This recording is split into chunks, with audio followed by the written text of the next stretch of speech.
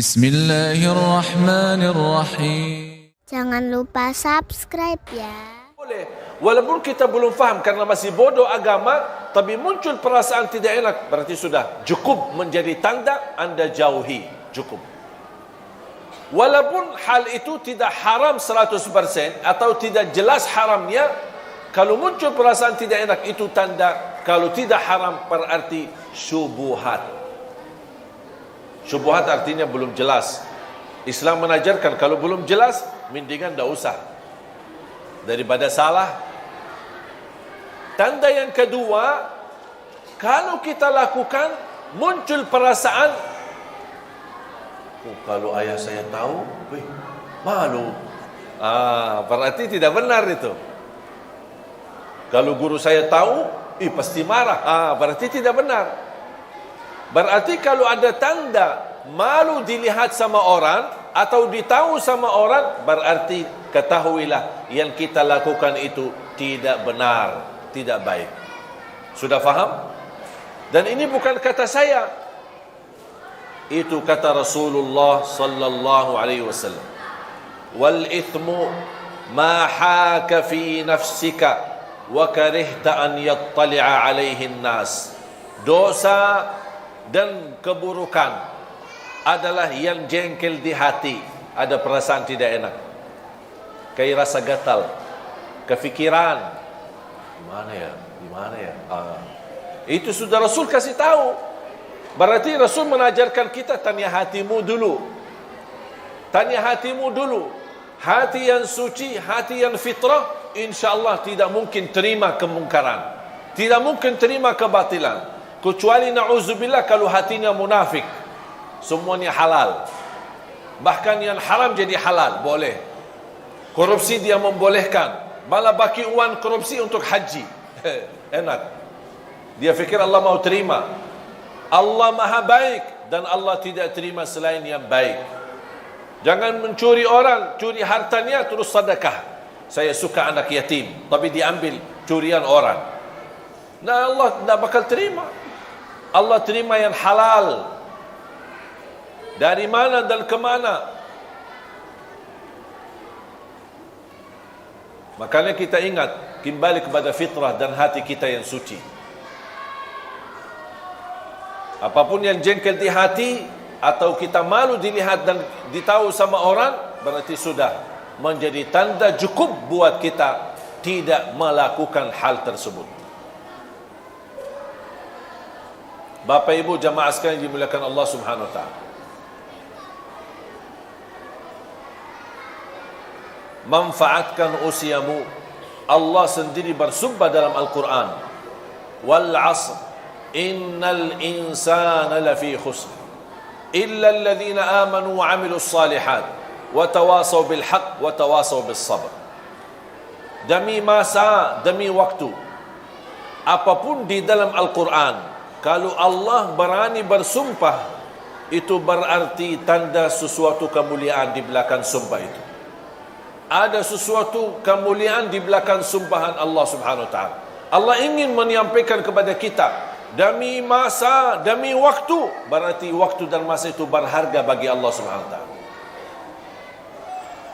Allah boleh bersumpah dengan apa saja, tapi kita manusia tidak diizinkan bersumpah kepada selain nama Allah. Demi Allah, wallahi, lillahi.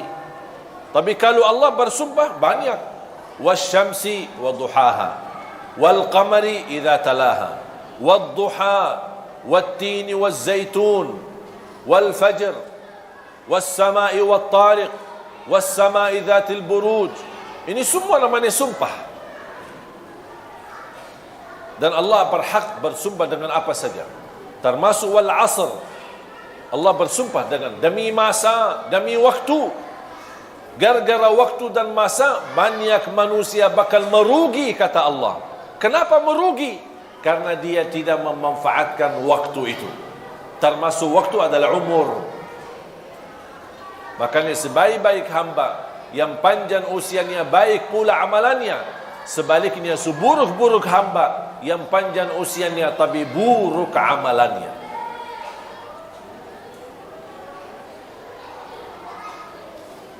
Jangan sampai menjadi orang yang merugi.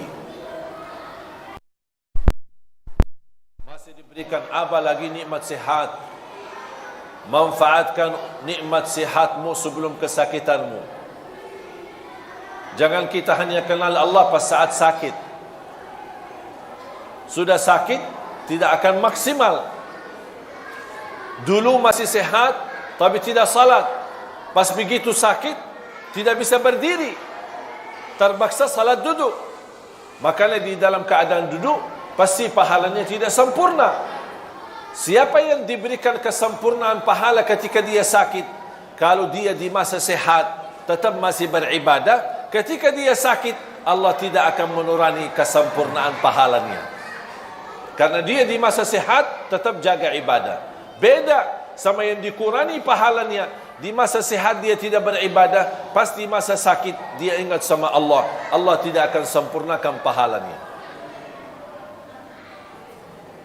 Makanya Rasulullah SAW mengingatkan, manfaatkan usia kuatmu di saat kuat, masih muda. Sebelum kelemahanmu di saat lemah, sudah tidak kuat. Manfaatkan usia mudamu sebelum usia tuamu. Manfaatkan kekayaanmu sebelum kemiskinanmu. Manfaatkan usia kesehatanmu sebelum kesakitanmu. Manfaatkan kehidupanmu sebelum menghadapi kematianmu. Ini Rasul mengajarkan, manfaatkan. Pasti orang yang lagi sehat beda sama orang yang sakit.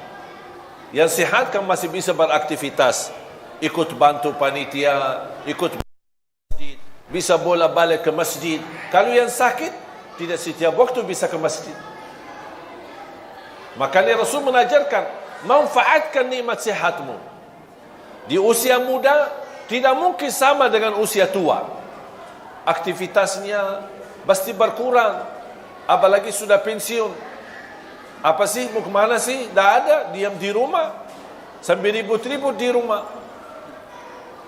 Sampai semua keluarga besar merasa terganggu. Pak, tidak ada kerjaannya. Oh, lagi tidak ada kerjaan, sudah pensiun. Matiin TV, hidupin TV. Matiin AC, hidupin AC. Mau kemana? Dari mana? Sudah tidak ada kerjaan lagi. Tidak ada kerjaan. Beda sama orang yang ada kesibukan dalam kebaikan. Saat kita ada harta, jangan lupa kita sisahkan rezeki buat nafkah, infak, sedekah, kebaikan. Kenapa? Karena bisa nanti satu saat kita miskin, tidak berkesempatan. Makanya Islam menajarkan, di saat masih ada, manfaatkan di ketika ada untuk di jalan Allah Subhanahu wa taala. Supaya Allah ganti. Kalau tidak dapat diganti di dunia, dijamin akan diganti berlipat ganda di akhirat, sampai 700 kali lipat. Dan selalu saya berkata, isilah tabungan rekening akhirat sebelum tabungan rekening dunia. Kalau tabungan rekening dunia yang kita fokuskan untuk isi, besok kita meninggal, kita yang isi, kita yang capek kumpulkan, tapi dimanfaatkan orang lain. Ahli waris. Syukur-syukur kalau ahli waris salih-salihah. Kalau tidak ribut-ribut. Tapi kalau kita isi tabungan akhirat, siapa yang bermanfaat bukan buat ahli waris, tapi manfaatnya buat diri kita. Makanya kata ulama, rizki yang sesungguhnya bukan yang kita simpan, bukan yang kita wariskan kepada ahli waris, tapi rizki yang adalah yang milik kita, yang kita akan bakal ketemu adalah yang kita buatkan di jalan Allah. Yang kita keluarkan di jalan Allah berarti ini buat diri kita, bukan buat siapa-siapa. Sedekah subuh disertai doa. Walaupun ibu-ibu lagi halangan tidak salat, boleh enggak kita tetap jalani sedekah di waktu subuh? Tetap masih boleh. Isi sedekah disertai doa. Contoh, ya Allah, aku mohon dengan berkah sedekah ini, sembuhkan kedua orang tua. Kalau orang tua lagi sakit, orang tua sudah tidak ada, ya Allah, aku mohon dengan berkah sedekah ini, titipkan pahalanya untuk kedua orang tua. Yang sudah lama menikah belum punya keturunan, ya Allah aku mohon dengan berkat sedekah ini mudahkan keturunan dan dahsyat dan kekuatan sedekah subuh. Yang sudah punya keturunan, ya Allah aku mohon dengan berkat sedekah ini berilah kepada keturunan kami menjadi penghafal Al-Quran. Lagi melamar kerjaan di mana-mana, kita isi sedekah subuh. Ya Allah aku mohon berikan kemudahan lamaran kerja bisa diterima. Ya Allah dengan berkat sedekah ini mudahkan rizki yang bisa membawa saya ke tanah suci haji dan umrah. Itu namanya sedekah disertai doa. Tapi tolong Bapak Ibu disesuaikan sedekahnya. Jangan sedekahnya koin tapi doanya sampai terbit matahari. Malu sama Allah. Kata malaikat sedekahnya koin-koin teng. Tapi kok doanya dah habis-habis. Kalau saya usulkan satu kali sedekah fokus satu hajat. Begitu tuntas hajatnya, nanti lanjut lagi sedekah untuk hajat yang lain. Wallahi Bapak Ibu, sedekah subuh dahsyat manfaatnya. Mulai hari ini, ibu, bapa, adik-adik, teman-teman semua sekalian, mulai hari ini masing-masing punya kotak amal sendiri. Suami satu, isteri satu, anak-anak satu, masing-masing. Termasuk anak-anak kita, supaya diajarkan dari kecil. Anak bayi kita, ibu yang masukin sedekahnya atas nama si bayi itu. Supaya mereka tertanam dari kecil cinta sedekah, cinta memberi. Karena ini sifat-sifat para nabi, para awliya, para salihin, memberi. Rasul pun tidak punya apa-apa tapi suka memberi. Makanya isi sedekah termasuk anak-anak kita. Ajarin anak-anak untuk bisa berdoa. Lagi menghadapi ujian, isi sedekah subuh. Ya Allah mudahkan ujian biar saya lulus. Ajarin segala hajatnya sekecil apapun, insya Allah diberikan kemudahan oleh Allah Subhanahu Wa Taala. Ajarin anak-anak kita seperti itu. Ketika sudah isi kotak amal atau botol atau kaleng, langsung sedekahkan dengan segala isinya. Kalau sudah isi, sudah full, tidak bisa isi lagi, sedekahkan.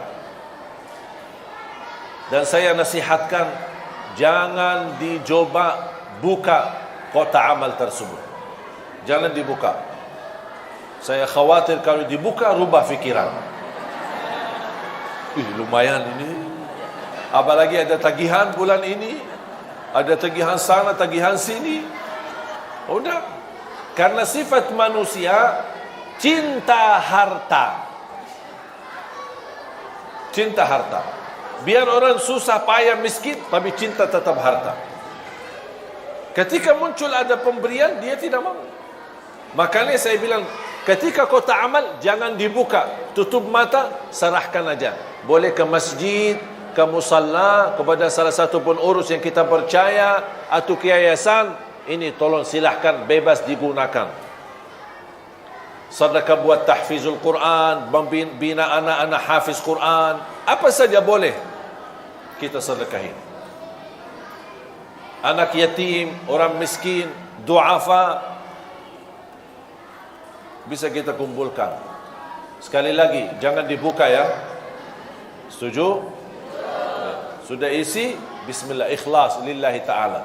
Datang syaitan, buka aja, lihat aja isinya, biar ibu tahu berapa jumlah sedekahnya. Dah usah terima. Dah, maaf syaitan, saya tidak mau. Saya tidak mau tahu. Saya lillahi ta'ala, sekecil apapun, seikhlas apapun, sebanyak apapun, lillahi ta'ala. Dan saya sudah mengajarkan diri saya, lebih baik banyak ikhlas daripada sedikit tidak ikhlas. Setuju? Apaan setuju? Banyak ikhlas daripada biasanya apa? Oh, sedikit ikhlas daripada banyak. Oh, itu 2018. Sekarang 2019. Kita masih semua berubah. Semua kata-kata yang dulu kita ganti. Ganti semuanya. Lebih baik banyak ikhlas daripada sedikit tidak ikhlas. Ini selalu kita niatkan. InsyaAllah akan Allah hantarkan rezeki lebih daripada kecukupan, yang bisa berguna buat diri kita, berguna juga buat umat. Yang terakhir, saya ingatkan ada satu hal yang sangat penting. Ya, silakan bagus.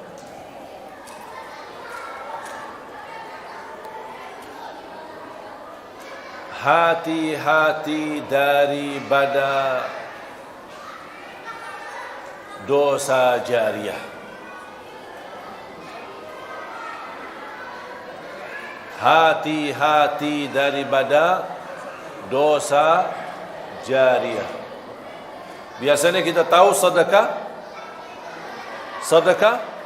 jariah atau amal jariah. Kok ada dosa jariah? Ada. Dan ini dosa jariah muncul saat ini gara-gara HP. Kalau sudah terlanjur kita melihat di isi HP kita atau grup-grup yang menerimkan macam-macam yang baik maupun buruk, atau isinya dosa, atau filem-filem yang tidak baik, sudah terlanjur kita melihatnya, itu sudah dosa buat diri sendiri. Tetapi hati-hati, jangan di-share. Jangan di-share. Rasanya gampang, tinggal masukin ke grup sebelah. Terima dari grup A, dimasukin ke grup B. Tapi kalau sudah masuk ke grup B, akan disebarkan kemana-mana. Itulah yang akan kita bawa dosanya sampai hari kiamat. Kita mati, tapi buku amal belum tertutup, karena ada isi dosa-dosa terus. Yang kita harap buku amal terbuka supaya kebaikan yang terisi, sedekah jariah kita, amal jariah kita, bukan dosa. Hati-hati jemaah sekalian. Kalau anda merasa malu menegur kemungkaran, ada orang kirimkan satu video atau satu rekaman atau satu tulisan, tapi kita malu menegur karena itu mungkar, dosa, tapi kita merasa malu. Kalau saya tegur, nanti aku baru belajar 2 hari ku jadi ustaz. Langsung diolah sama orang. Kalau kita malu menegur mereka, mengingkari kemungkaran, sudah terlanjur kita lihat, jangan di-share ke orang lain. Walaupun itu satu orang. Bayangkan kalau satu orang ke satu orang ke satu orang, dari grup ke grup ke grup, bisa melebarkan banyak, bisa jutaan orang dalam usia, bahkan dalam habis kematian kita. Itulah yang akan kita tanggung dosanya sampai hari kiamat. Na'udzubillah. Makanya hati-hati. Dan ini bukan kata saya, tapi kata Rasulullah sallallahu alaihi wasallam, "Man sanna fil Islami sunnatan hasanah falahu ajruha wa ajru man amila biha ila yaumil qiyamah." Barang siapa yang menghidupkan sesuatu kebaikan atau share sesuatu kebaikan, dia akan mendapatkan pahalanya, dan semua yang mengamalkan kebaikan tersebut, dia akan sama juga mengikut dapat pahalanya sampai hari kiamat. Dan barang siapa yang menghidupkan keburukan atau menyebarkan keburukan sampai dia mati, akan keburukan itu masih jalan, akan dia dapat dosanya sampai hari kiamat. Na'udzubillah min zalik. Hati-hati. Makanya HP ini alat mubah, bisa jadi halal, bisa jadi haram, tapi dia alat mubah. Maksudnya apa mubah? Tidak ada pahala, tidak ada dosa. Itu mubah. TV mubah atau haram? Mubah. Alat, semua alat itu namanya mubah. Mic, alat, semua itu namanya alat. Tergantung gunanya.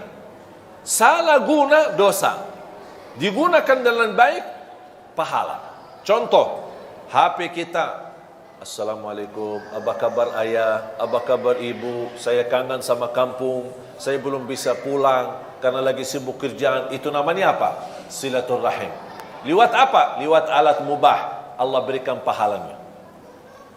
Ada orang telefon, caci maki orang, gibah, fitnah, sebarkan fitnah. Tahu nggak ini berita di selebriti salah satu ustaz katanya karena ini macam-macam, dia menipu jamaahnya, ini begitu. Sebarkan fitnah. Walaupun itu berita benar, itu termasuk menyebarkan fitnah. Apalagi kalau berita itu tidak benar. Kalau berita benar, tidak boleh kita share menyebarkan fitnah. Apalagi kalau berita itu hoax, tidak benar. Hati-hati jamaah sekalian. Sekarang semua serba, terima video, apapun isinya, langsung di-share. Bahkan ada satu orang saya pernah perhatikan, dia terima, dia belum lihat, langsung copy share, copy share, copy share. Saya bilang, kamu sudah lihat enggak? Belum. Terus kenapa kamu dah lihat? Belum sempat. Oh, sempat share aja. Tapi kan barangkali ada isinya tidak baik. Oh ya, gitu ya. Jangan terlalu gampang. HP ini bahaya. Daripada menjadi kebaikan menuju ridha Allah dan surga, menjadi jembatan menuju surga, jalan-jalan menjadi hambatan untuk menuju surga. Sekarang di mana-mana di masjid-masjid sudah ada gambar, tulisan, mohon jamaah yang membawa HP, mohon nonaktifkan. Betul kan? Kalau ada orang buta huruf dah bisa baca, ada gambar HP X supaya bapa ini lihat. Oh, barangkali bapa itu buta, tak bisa lihat, buta. Imam, stau, i'tadilu, luruskan saf, rapatkan saf, mohon jamaah yang membawa HP nonaktifkan. Betul kan? Tulisan ada, gambar ada, imam pun mengumumkan. Allah, masih bunyi, masih bunyi. Terus maunya apa? Setiap orang masuk masjid diberikan surat masing-masing, tanda tangan berjanjian untuk masuk ke masjid ini, mohon nonaktifkan. Biar datang-datang baru silahkan masuk. Maunya seperti itu. Yang lebih parah lagi, kalau anggaplah manusia, mohon maaf, Ustaz, jangan berlebih-lebihan. Kadang kita kan manusia, suka lupa. Kadang-kadang walaupun imam sudah mengumumkan, tapi kadang-kadang kefikiran, tidak sadar, saya lagi menghadapi masalah. Ya, saya maafkan. Kita lupa, kefikiran, apapun alasannya. Sudah terlanjur, Allahu Akbar, sudah terlanjur mulai salatnya, lupa nonaktifkan HP-nya atau diselang. Kemudian kita pas begitu salat, ada bunyi HP kita. Kenapa tidak gerakkan tangannya untuk dimatikan HP-nya? Saya pernah salat di salah satu masjid tarawih. Ada sebelah saya orang, imamnya lagi nikmat bacaannya, enak, terharu sekali bacaannya. Di sebelah saya ada orang bunyi HP-nya, lagu India lagi.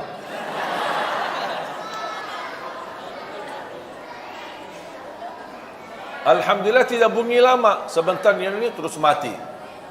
Alhamdulillah. Walaupun hilang kekhusyuan sebentar, tapi bisa kembali lagi fokus untuk menikmati bacaan imam. Bunyi lagi HP-nya, tapi lama sekali. Dan orang yang di sebelah saya diam begini. Kayaknya khusyuk. Itu bukan khusyuk, pura-pura khusyuk.